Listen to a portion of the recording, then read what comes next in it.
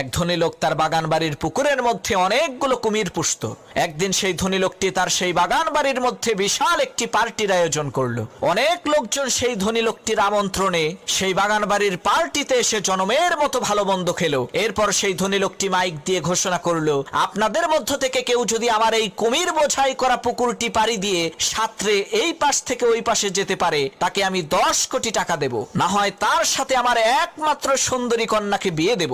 লোকটির কথা শেষ না হতেই পানির মধ্যে ছপাস করে শব্দ হলো। সবাই দেখতে পেলে একজন সাহসী যুবক পুকুরের মধ্যে ঝাঁপ দিয়েছে, আর তাকে ধরার জন্য বড় বড় কয়েকটি কুমির তার দিকে ধেয়ে আসছে।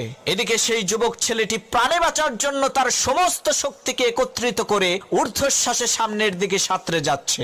এক পর্যায়ে সেই ছেলেটি কোনো ক্রমে পুকুরটি পাড়ি দিয়ে পুকুরের ওই পারে যেয়ে উঠল। ছেলেটির এত বড় বিজয় দেখে সকলেই হাতে তালি দিল। আর সেই ধনী ব্যক্তি সেই ছেলেটিকে জিজ্ঞেস করলো, বাবা